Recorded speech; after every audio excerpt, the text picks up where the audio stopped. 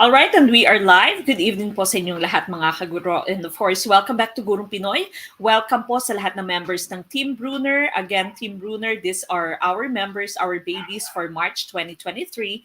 And of course, we are going to be opening our Section B very, very soon. So if you are still not a member of Team Bruner, it's very easy. Just send a message to our Facebook page. Good evening po sa lahat ng mga nanonood dyan po sa ating YouTube channel. Please do like our video.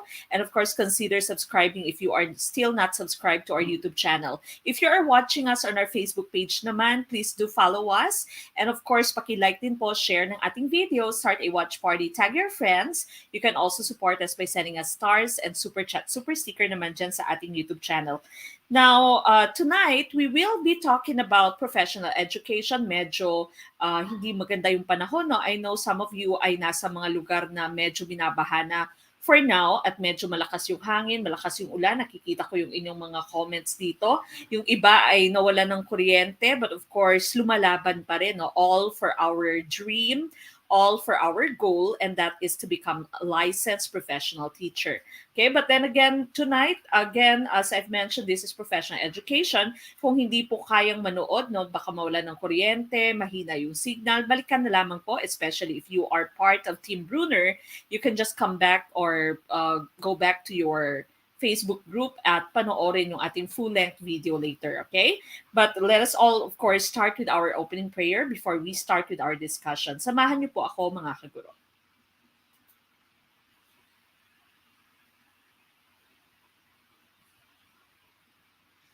Dear Lord, I come to you to ask for your guidance and direction in this study session. I ask that the Holy Spirit fill me with strength, creativity, and understanding to get through my studies without difficulty or sin. Help me hold my focus and attention. Help me to retain all that I learned. Please make my mind sharp and keep distractions at bay. If any part of my studying is weak or lacking in some way, let it be revealed so that I may correct it. Thank you for this opportunity to learn. Amen.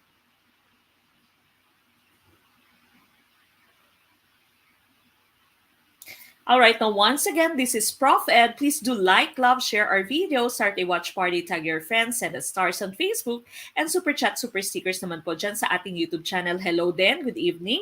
Sa lahat ng ating mga first-timers, maraming salamat for tuning in. If it is your first time, no, make sure that you are subscribed to our Facebook page or to our YouTube channel and you are following our Facebook page so that you can be informed whenever we go live. No, we do our lives, usually MWF. And of course, meron din po tayong free live streams on Saturdays for math. That's applicable for both CSE and LET. And of course, sa Sundays naman po, we have our free review for English. Okay? So, atabayanan niyo po lahat ng ating mga live streams. Of course, good evening. Maraming salamat sa lahat ng mga nag-tag na ng kanilang mga friends at sa lahat ng mga nag-start na ng watch party. Good evening sa ating mga newbies. Hello. Team Thunders, Team Unit Earners. Hello, good evening. Of course, we are going to do everything we can so that you can all pass the upcoming licensure exam for teachers come March next year. All right, we start with question number 1. Okay, number 1, very easy. This is a very common question. Of course, medyo sirang plaka na tayo, pabalik-balik na tayo in this type of question since the time that we've started with our review sa Prof. Ed dito nga sa new TOS. Okay, number 1. Which among the 4 teaching styles is the ideal style for an effective teacher? Letter A, authoritative. Letter B, authoritarian. Letter C, permissive. Or letter D, detached? Okay, which do you think is the correct choice for question number 1? Number 1, I see a lot of letter A's. Okay, medyo bihasana, no? Medyo expert na kayo sa different teaching styles, aka your parenting styles, okay? Now remember, in our discussion, we said, for the benefit of those who have just tuned in, no, whenever you have these 4 different teaching styles and also your parenting styles, when you have authoritative and authoritarian, both of these styles have high demands from their students, have high demands from their kids, no? You want your kids to be successful, gusto nila yung kids nila ay first honors, gusto nila nananalo yung kids nila in contests, no? That's authoritative and authoritarian. Pero yung pagkakaiba, yung authoritative is very supportive, very warm, very loving, while your authoritarian type is the bad side of being very demanding, no? Marami siyang demands, marami siyang expectations, but there is no support provided. Okay, so there is a lot of rules that the kid or the student need to follow. But then, hindi ina-explain kung bakit may rules na ganito. No? Walang warmth, walang support, very high demand. It's authoritarian. So we'd usually say bad si Aryan. No? Now, for your permissive and detached naman, both of these do not have any demand, no? Hindi sila high demanding, hindi sila nagbibigay ng malaking expectations from their students or from their kids na okay lang kahit hindi makapasa sa test ng kanilang mga anak. The difference is that permissive has warmth and has support and has love given. Detached naman from the term itself, walang pake, no? So wapakels, ang ganitong klase ng teacher or ng parent na yung detached mo, walang pake, uninvolved, negligent type of teachers or your parents. Yung permissive mo, these are parents or teachers who are too friendly, no? So they are very friendly, they're very warm, but they cannot impose rules, no? Wala silang demands, wala silang expectations. Okay, so that's the difference between your permissive and detached. All right, so the correct choice here, sabi ng inyong number 1, which among the 4 teaching styles is the ideal term that we are looking at? Your hint is the term ideal. Remember, when you say ideal, this means perfect. Okay, perfect. That's just like when someone asks you, what is your ideal girl or what is your ideal boy, no, ideal man? Okay, so ano yung pinaka-perpektong imahe ng isang effective teacher? And so the correct choice is letter A. Authoritative is tumpak, no, high demands, business-like, no, demanding, but also warm and supportive and loving. Okay, so number 1, letter A, is tumpak for question number 1. We go to question number 2. Teacher Anton is often described by his students as highly demanding and imposes rules without explanation. With this, the teaching style of Teacher Anton is categorized as letter A, authoritarian, letter B, authoritative, letter C, permissive, or letter D, detached.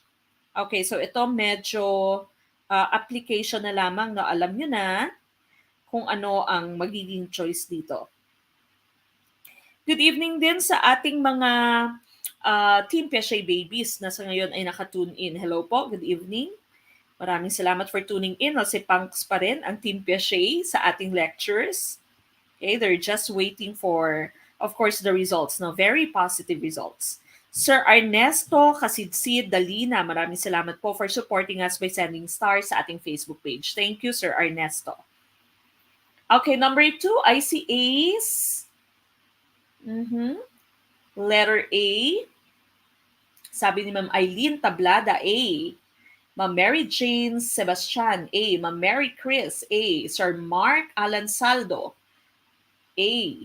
Okay, a lot of you are saying A, and as we have discussed a while ago, the correct choice is letter A. No, high demands, high demanding, imposes rules without explanation. No? Walang explanation, walang warmth, walang support, low support, tama? That's letter A, authoritarian. Remember, bad si Aryan, okay? Sir Mike Echo, good evening from Team Piaget. We go to number 3. Okay, question number 3. K-12 Act. Okay, but nagkaroon tayo ng note. No? K-12 Act is otherwise known as blank. Letter A, RA 4670. Letter B, RA 10157. Letter C, RA 10533. Or letter D, RA 9293. Okay, which one is correct? Number 3. Number 3, sabi ni Sir Kyle Mercado, letter C. Okay, tumpak kaya ang letter C. Ma'am DP Plaza Gavino, letter C. Ma'am Michelle Agnason, letter C. Sir John Los Testica, letter C. Okay, everyone, it seems, are saying letter C. Okay, and of course, letter C is tumpak. No? 10533 is your K-12 Act. Okay, now the rest of your choices here, RA 4670 is Magna Carta for public school teachers. kasama po yung ating basic ed, no? So public school teachers ito, your elementary and high school is Magna Carta for public school teachers, hindi kasama yung private school teachers mo because of course it says public school teachers, okay? Kindergarten Education Act naman yung 10157. And of course, 9293 amended RA 7860. Remember, RA 7860 is the Teachers Professionalization Act, and 9293 has amended some parts of your RA 7860 and added, okay, some provisions to it. All right, so the correct choice is letter C for number 3. We move on with question number 4. An act providing for the establishment and maintenance of an integrated system of education. Letter A, Education Act of 1962. Letter B, Education Act of 1972. Letter C, Batas Pambansa bilang 262. Or letter D, Batas Pambansa bilang 232. Okay, which one is your choice for number 4? Thank you for all of you who've already started a watch party. Maraming salamat po. Also, for those who've shared our video, thank you so much po. Okay, letter D, sabi ni Ma'am Mariclis Soriano. Ma'am Maria Soques, letter D. Sir R.O. Verano Saludes. Sir Rique Buenafe, letter D. Okay, Ma'am Regine, letter D.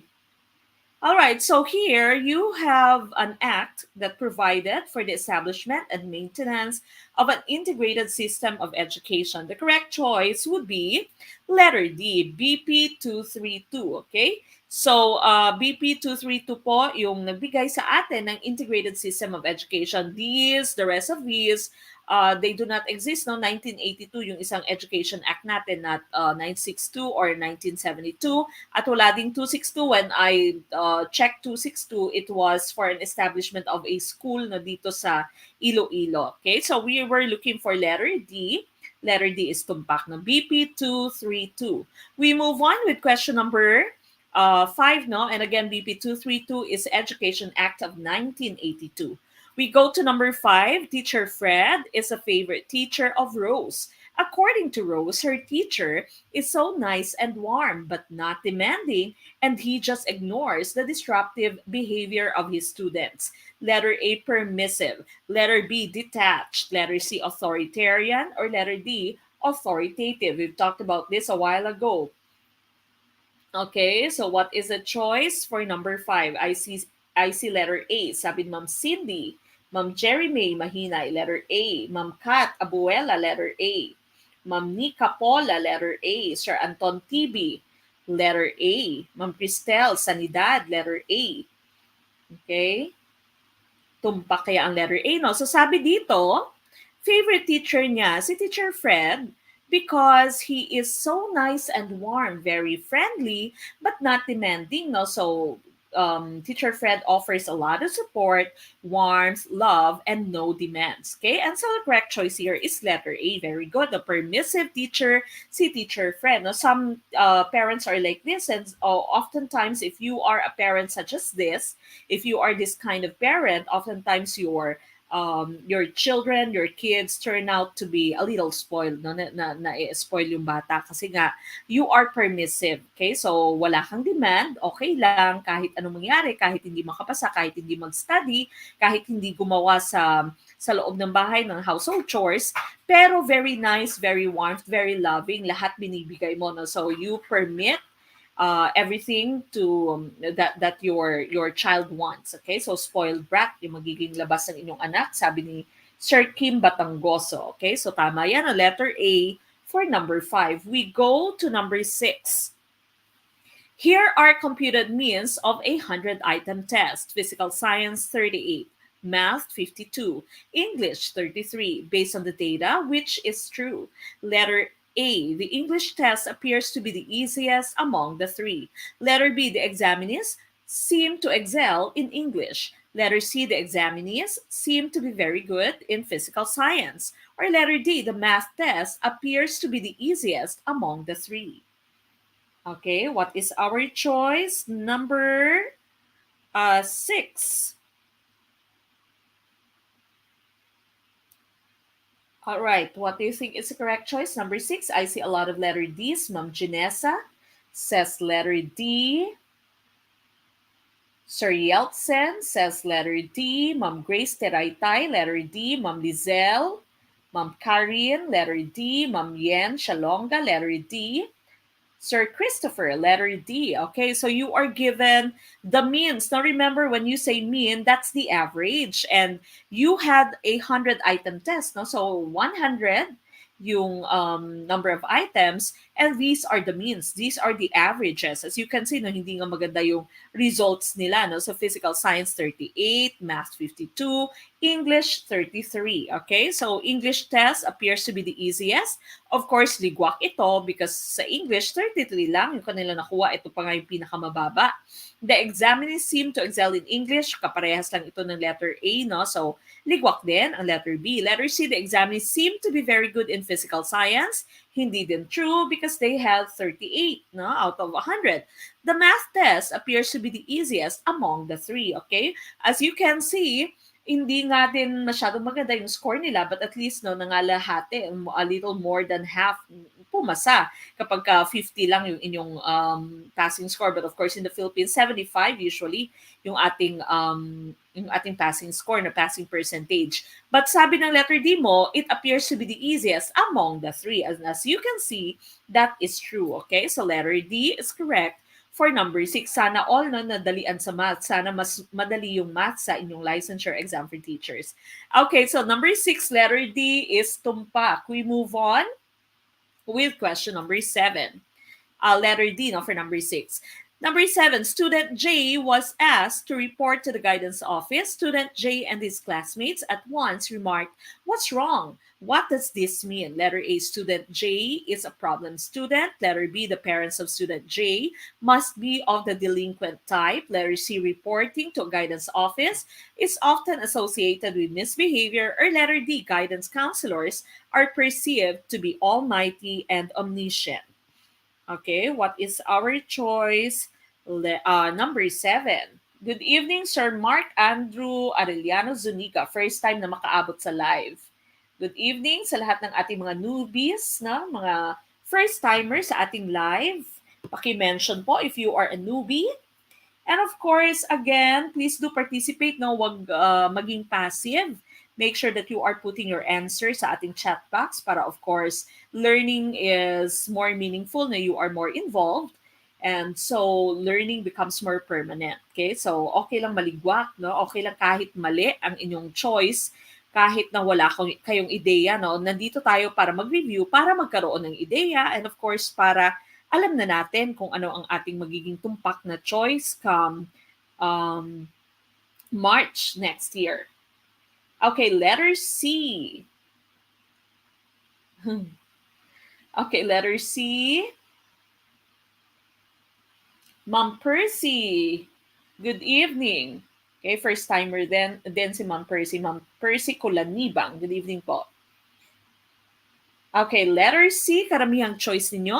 So you have a student, si student J, and he was asked to report to the guidance office. Pagkatapos noon, nung narinig nila na pinatawag si student J, siya at yung mga kaklase niya ay nagtanong, bakit? Anong nangyari? Okay, anong ginawa mo, no? And so the correct choice here, of course, would be letter C. Tumpak yung letter C, reporting to a guidance office is often associated with misbehavior. Alam nyo to, na-experience nyo to, na pag merong pinatawag sa guidance, hala, anong ginawa mo, anong kasalanan mo. Diba? Yan lagi yung ating interpretation. But you know, the guidance office has more functions than just correcting misbehavior. No? So, hindi naman automatic na kapag ka ikaw ay pinatawag, meron ka na agad na kasalanan. Okay? Minsan, meron lang finifill na form. Minsan, mag-entrance exam ka. For example, in a university na pinapatawag ka, merong minsan kulang sa requirements or whatever. Okay? So, number 7C is tumpak. We go to number 8. Which of the following can measure awareness of values? Letter A, role playing. Letter B, rating scales. Letter C, projective technique. Or letter D, moral dilemma. Okay, what is our choice? Number 8, si Sir Lester Tabuyo. First timer. Good evening po sa ating mga first timers. First time maka-attend live ng Team Brunner, Facebook user. Make sure that you accept StreamYard next time po para makikita ko yung inyong name. Ma'am Lylene Rivera, maraming salamat po for your positive feedback. Highly recommended ko po ang Gurong Pinoy. Pumasa po ako sa tulong mo, Ma'am Mek, and of course sa tulong at pagpapala ni God. Congratulations, of course, isa sa ating mga LPTs na si Ma'am Lylene Rivera. Okay, congratulations. And of course, malapit na Team Piaget, no? Malapit na yung inyong announcement ng results, and of course ganun din sa ating mga March 2023. Team Brunner, kapit lamang, do not be lazy, no? Wag tamarin, wag mag-stop para sa pangarap na continue with our review. Pag wala tayong review, pag wala tayong live stream, punta sa ating YouTube channel and of course watch our videos. Okay.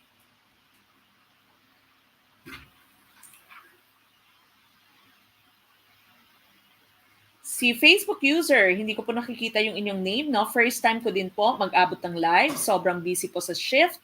But still, binabalikan ko po ang mga video and nakakapagsagot din ng mga quizzes. Okay? So, yan po yung kagandahan ng pagkakaroon, of course, ng ating online review. Kapag ka-absent ka, okay lang, no? Pwedeng balikan. Okay? So, po pwedeng balikan yung ating mga videos. Facebook user, hindi ko po nakikita yung inyong name, no? Ma'am Mek, pansinin mo naman ako. Hello po.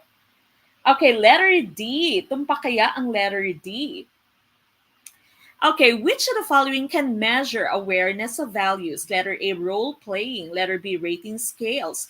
Letter C, projective technique. Or letter D, moral dilemma. And of course, the correct choice would be letter D, moral dilemma.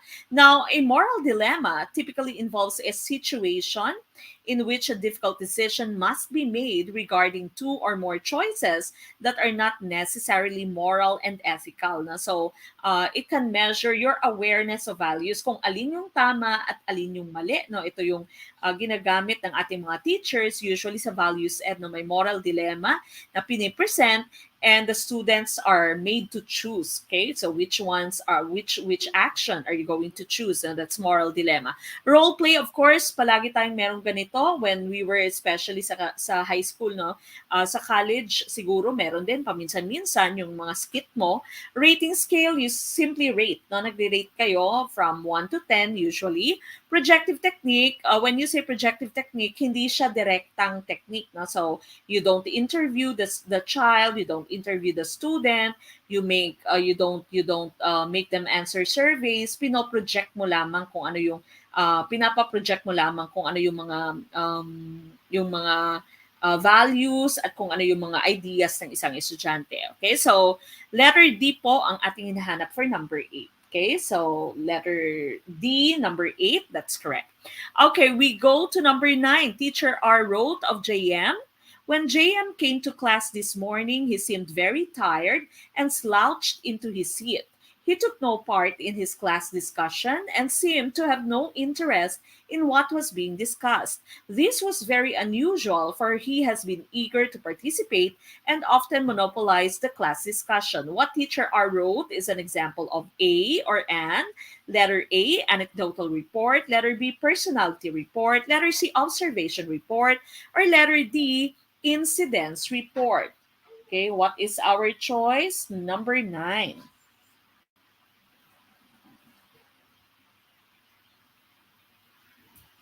Okay, si Ma'am Jolens Juneda Diaz Julinay pala yun, yung first time na umabot ng live.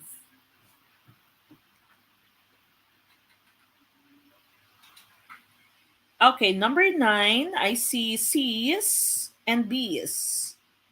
Alin kaya ang tumpak? Aha. Ma'am Tarhata Abdul Karim, good evening po. Assalamualaikum sa ating mga Muslim brothers and sisters from Team Piaget, no? Namimiss lang ni Ma'am Tarhata yung ating live stream. Okay, ICCs. Aha, bakit kaya letter C yung karaniwang choice ninyo? Medyo siguro nakita niyong letter C, karamihan, letter C na din, no? Siguro hindi pa familiar halos lahat sa inyo about this term. Okay. The correct choice here would be letter A. This is what you call anecdotal report. No, anecdotal report po pwede din tawaging anecdotal record. Tama si Sir Poy, no? Genocide yung nangyari. Okay, so anecdotal is the term that we are looking for. Po pwedeng anecdotal report or anecdotal record. Okay? Because here, sabi, nakita niya si JM, he seemed very tired, he slouched into his seat, no, wala siyang gana, took no part in the class discussion, no interest. Very unusual. Ito yung pinaka-hint mo dito, no? It was very unusual for he has been eager to participate and often monopolize the class discussion. Okay, so this is an example of your anecdotal report. An anecdotal report or anecdotal record is a type of report that you write whenever you see something unusual about a student. For example, dito si JM monopolize niya lagi yung discussion, very eager, very cheerful, and then today he came very tired, slouch, walang interest. Okay, so very unusual for this student, and so you call this your anecdotal report. Anecdotal report. Now there are some questions in the let regarding your anecdotal report or anecdotal record, no? Whenever you write your anecdotal record or anecdotal report, you have to write it ASAP. Okay? So that means as soon as possible. Dapat sinusulat nyo na yung anecdotal report or anecdotal record. And of course, you have to be as objective as you can be. No? Dapat wala kang bias. Dapat wala kang opinion. No? Whatever it is that you've seen, the behavior you've seen from your students, dapat yun lang yung inyong isusulat. No? Be as objective as you can. Okay, so that's anecdotal report. Now, personality report is just about the personality of a person. Observation report, po pwede ka kasi mag-observe ng hindi unusual. Okay, hindi unusual. And so kasi dito sa ating question nakalagay na very unusual siya. It's not usual for this person to act like this, no? And so hindi siya simpleng observation lamang. It is anecdotal report or anecdotal record. Yung inyong incidents report naman, this would detail an event involving an accident, injury, or other unusual activity. No? So, mas malalim naman yung incidents report. Okay, so minsan nangyayari kapag merong nag-away sa inyong opisina or merong nawala sa inyong opisina, nagkakaroon or nagsusulat tayo ng incidents report. Okay? All right. Ma'am Rhea May Andrin Compania Javier, welcome po na bagong member ng Team Bruner.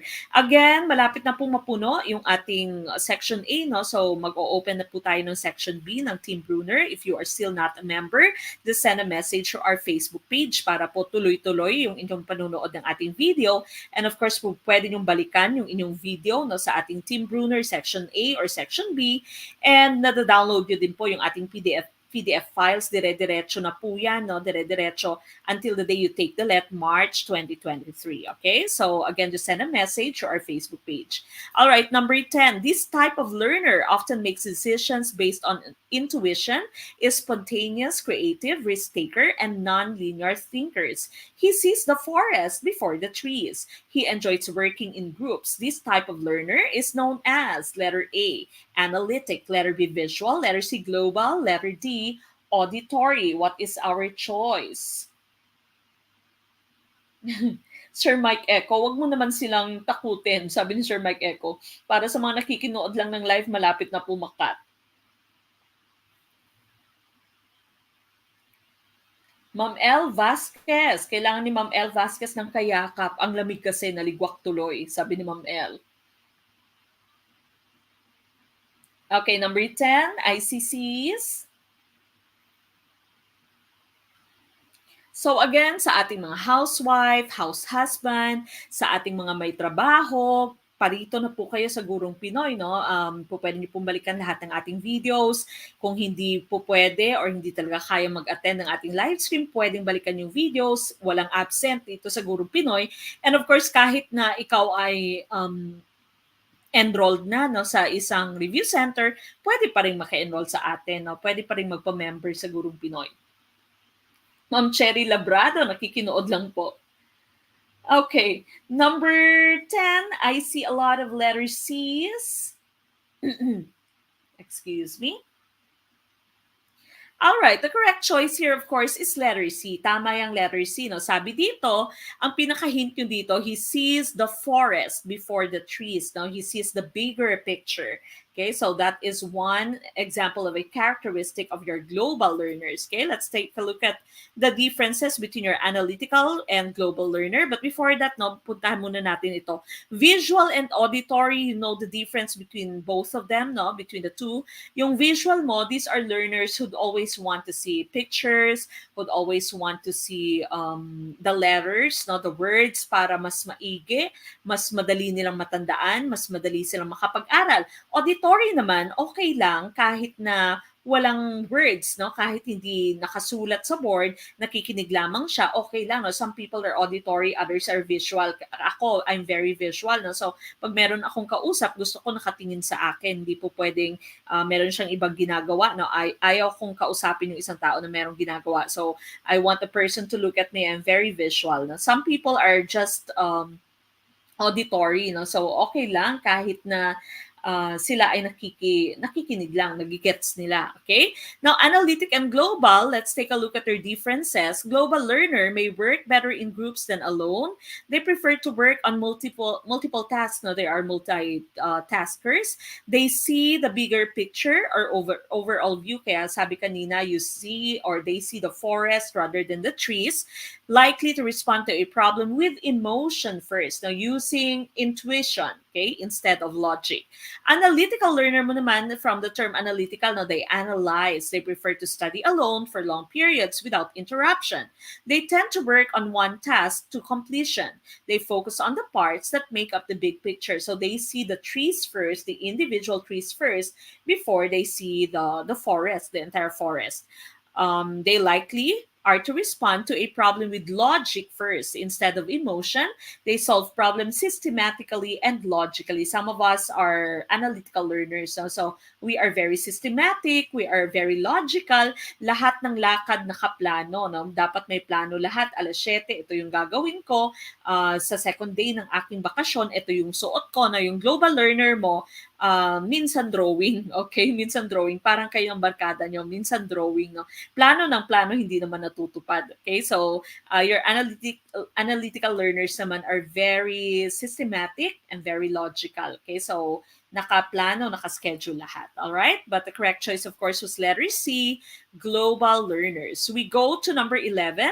If you can manipulate the environment, you can manipulate behavior. This is a very philosophy of Skinner in his theory called blank. Letter A, classical conditioning. Letter B, operant conditioning. Letter C, reflex conditioning. Or letter D, SR bond. What's our choice? Facebook user, hindi ko po nakikita yung inyong name now. Thank you, Ma'am Mek, dahil nababalikan ko ang mga videos.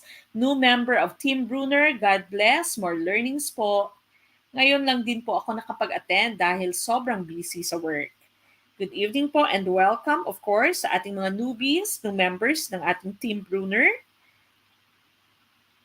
Okay, palarga na yung ating Team Bruner Section A, no? Malapit nang mapuno yung Section A, so yung mga bago natin sa Section B na po tayo.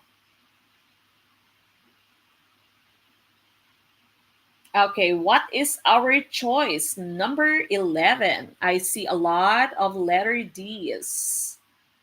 Letter D kaya ang tumpak na choice.